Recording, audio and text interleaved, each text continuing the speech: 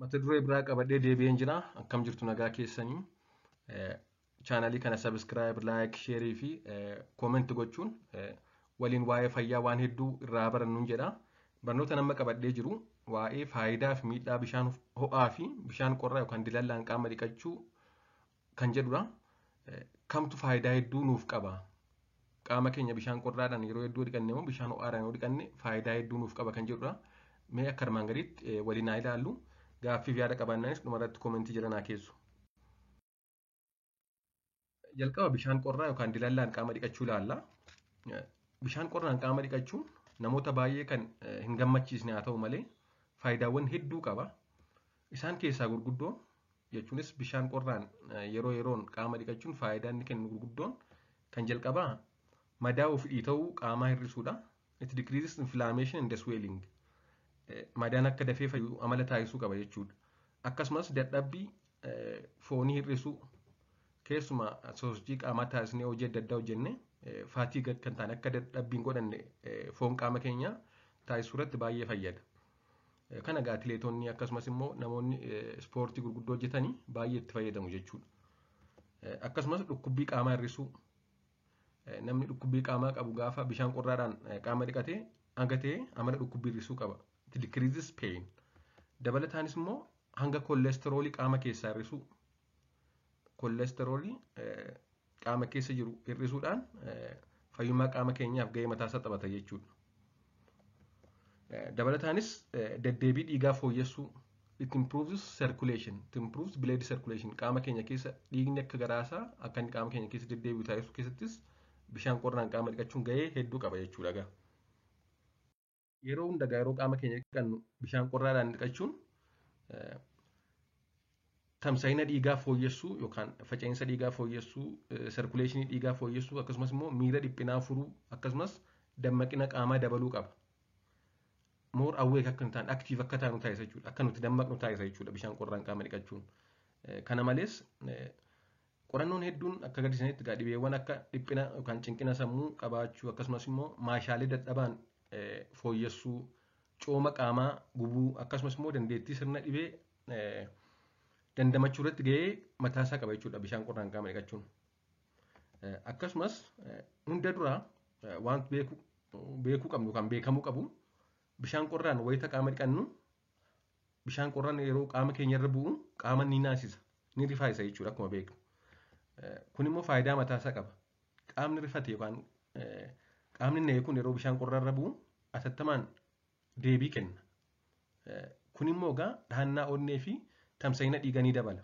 Akkasumas immoo hormoonii adrenaaliin jedhamu akka burqisiifamu taasisuun qaama keenya keessa sirkuleeshiniin akka effektiif ta'u taasisa jechuudha. Fayyummaa onnee fayyummaa dhiigaaf ni fayyada jechuudha. Kana malees egaa bishaan qorraan yeroo yeroon qaama dhiqachuun oomishamuu seelota dhiigaa adii dabaluun ittisoo qaamaa cimsa. Akkuma beeknu dhiigni keenya seelota adda addaa qaba. Isaan keessaa seeliin dhiigaa diimaa oksijiinii qaama keessa deddeebisuuf gargaara. Seeliin dhiigaa adii immoo dhibeewwan adda addaa qaama keenya irraa ittisuuf gargaara. Yeroo qaama keenya bishaan qorraan dhiqannu seelonni dhiigaa adii dabaluun qaamni keenya akka dhibeewwan adda addaaf hin saaxilamne hanga ta'e ni hir'isa yookaan kontiribiyuut godha jechuudha. Kana malees qaamni keenya yeroo bishaan qorraan dhiqannu keemikaala indoorfiin jedhamu akka oomishu taasisa. Bishaan qorraan qaama keenya irra bu'e sun qaamni keenya rispoonsii akka kennu indoorfiin akka oomishu taasisa. Indoorfiin immoo faayidaan isaa maadhaa? Muudii keenya sirreessa yookaan gammannee dhiphina irraa firii taanee akka turru taasisa jechuudha. Muudii keenya sirreessee nama aktiif ta'e gammadee jiru nu taasisa jechuudha. Kana malees qaamni keenya hormoon insuliiniif akka deebii kennu fooyyessuun namoota dhibee sukkaaraa qabaniif gaariidha. Keessumaa dhibee sukkaaraa gosa lammaffaa biratti qaamni isaanii insuliiniif deebiin kennu. Bishaan qorraan immoo qaama dhiqachuun egaa akka insuliiniif qaamni deebii kennu taasisuudhaan akka sukkaara isaanii baay'ee hin daballe taasisuudhaan fooyyee fida jechuudha. Dabalataanis yaala ammayyaadhaan yaalli kiraayooteraappii jedhamu bishaan baay'ee qorraa fayyadamuun dhibeewwan fayyaa gogaa fi kaanserii tokko tokko fidan irraa akka furmaataatti tajaajilu yaala ammayyaa keessatti. Cryotherapy is the use of extreme cold to freeze and remove abnormal tissue. Kana egaa hakimoonni maaliif fayyadamu? gogaa keenyarra kan fakkeenyaaf kanneen akka warrant skin tag kan jedhaman akkasumas kaanseroota adda addaa qaama keenyarra jiran yaaluufillee haga ta'e gahee mataa isaa taphata jechuudha. Kanaaf akka waliigalaatti bishaan qorraan shaaworii galuun yookaan qaama dhiqachuun baay'ee gaariidha, faayidaa hedduu qaba jechuudha. Faayidaa bishaan qorraan qaama dhiqachuu hanga kana erga kaasne kana malees faayidaa hedduu qaba aktuwaalii bishaan qorraan qaama dhiqachuun. Haa ta'u malee sa'a dheeraaf bishaan qorraan qaama dhiqachuun dhiibbaa mataasaa fiduu mala jechuudha. Sa'a dheeraaf jechuun yeroo dheeraaf guyyaa guyyaan sa'a dheeraaf bishaan qorraan qaama dhiqachuun dhiibbaa mataasaa qaba. Noormaalii namni tokko qaama dhiqachuu qabu turtii daqiiqaa 5 hanga 10 caaluu hin qabu akka jedhamutti jechuudha. Akka qorannoon agarsiisutti. Namoonni tokko tokko sa'a dheeraa bishaan kuufamee jiru bishaan gabatee keessa ciisanii bishaan qorraan yoo qaama dhiqatan naannoo sa'a 3 sa'a 4 kan turan jiru namoonni tokko tokko. Haa ta'u malee kanaaf egaa sa'a dheeraa bishaan qorraa keessa dhiqataa turuun gaarii miti. Dhibee akka sirna hargansuu hir'isuu, dhiibbaa dhiigaa gad buusuu, dhaannaa onnee jeequu fi akkasumas immoo dandeettii yaaduu hir'isuu qaba jechuudha. Sa'a dheeraaf bishaan qorraa keessa turuun. Kan lammaffaa bishaan ho'aan qaama dhiqachuudha. Bishaan ho'aa qaama dhiqachuun egaa faayidaa hanga ta'e qaba. Haa ta'u malee akka bishaan qorraan qaama dhiqachuu miti. Bishaan ho'aan qaama dhiqachuun eenyufaa fayyada yoo jenne faayidaa inni qabu kan jalqabaa tokko namoota dhibee onnee qaban yeroo bishaan qorraadhaan qaama dhiqatan gaarii miti. Namoonni dhibee onnee qaban bishaan ho'aan yeroo qaama dhiqatan bishaan ho'aan maal godhaa?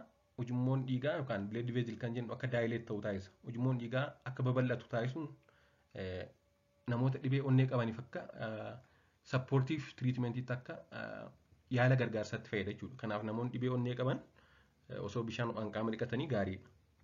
Akkasumas immoo namoota dhibee dhiibbaa dhiigaa qabaniifis gaariidha. Dhiibbaa dhiigaa yookaan hypertension kan qabaniif dhibee giffiitii jennee kan waamnu sana bishaan ho'aan qaama dhiqachuun daayileet godha waan ta'eef hidda dhiigaa ni bal'isa waan ta'eef namoonni dhiibbaa dhiigaa qaban namoonni ateerosklerosis waan akkasii qaban bishaan ho'aan qaama dhiqachuun gaariidha jechuudha. Dabalataanis immoo bishaan ho'aan qaama dhiqachuun irribaaf gaariidha. Akka namni irriba nagaa rafu kontiineeslii irriba namoonni tokko tokko irriba rafuu rakkatu irribni isaan qabuu dida isaan kanaaf egaa gaariidha jechuudha bishaan ho'aan qaama dhiqachuun. Walumaa galatti bishaan ho'aan qaama dhiqachuun miidhaa qabaachuu baatuyyuu akka bishaan qorraan dhiqachuu faayidaa hedduu qabu gaafa kompeer goonu jechuudha. Bishaan ho'aan qaama dhiqachuun dhiigni akka sirriitti gara maashaa fi buusaalee deemu taasisuun fayyaa maashaalee fi buusaanii fooyyessa. Joint and muscle fayyaa isaaniif hanga ta'e faayidaa mataasaa qaba.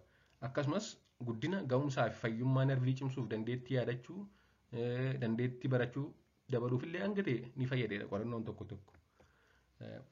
Akkuma sila jedhe egaa irriba boqonnaa qabu akka rafnuu fi akka irribni dafee nu fudhatu yoo barbaanne yeroo gara siree deemuuf jennu sa'aatii 2 yeroo hafu bishaan ho'aan qaama dhiqachuun akka irribni dafee nu fudhatu taasisa. Fakkeenyaaf nam tokko sa'a 4tti rafa yoo ta'e naannoo sa'a 2 yoo qaama isaa bishaan ho'aan dhiqate irribni dafee isa fudhata akkasumas immoo irriba gaarii ta'e irriba boqonnaa qabu rafa jechuudha. Haa ta'u malee bishaan ho'aan sa'a dheeraa qaama dhiqachuunis akkuma bishaan qorraan sa'a dheeraa qaama dhiqachuun gaarii miti. Sa'a dheeraa bishaan ho'aan yoo qaama dhiqanne rakkoo maalii fida? Gogaa diimessuun akkasumas gogaa luqqisuu fi hoksisuu fiduu mala. Kanaaf egaa namoonni qaamni isaanii shiffitaa qabu yookaan qaama isaaniitti shiffiree jiru yookaan alerjii gogaa qabu bishaan ho'aan qaama dhiqachuun qabani. Gogaa isaaniirra namoonni madaa ta'e qabani bishaan qorraan yoo dhiqatan baay'ee gaariidha. Sababni isaas bishaan qorraan dhiqachuun akka madaan dafee fayyuu taasisa. Lammaffaa bishaan ho'aan dhiqachuun immoo waan sana itti cimsa waan ta'eef namni gogaa isaarraa madaa qabu bishaan qorraan dhiqachuu qaba jechuudha. Kanaaf egaa akka waliigalaatti bishaan qorraas ta'e ho'aa daqiiqaa 5 hanga 10 caalaa qaama dhiqachuu qabu. Turtiin nuti bishaan keessa turru baay'ee murteessaadha. Daqiiqaa 10 turuu hin qabnu jechuudha. Sana caalaa turuu hin qabnu. Waliigala garuu gaafa kompeer goonu bishaan qorraan qaama dhiqachuun bishaan ho'aan qaama dhiqachuu caalaa faayidaa hedduu qaba jechuudha. Waa'ee bishaan ho'aa fi qorraan qaama dhiqachuu ilaalchisee barnoota ni gabaabsee qabadhee jiru kanuma waan dhaggeeffattaniif hedduu galatoomaa turtii gaarii.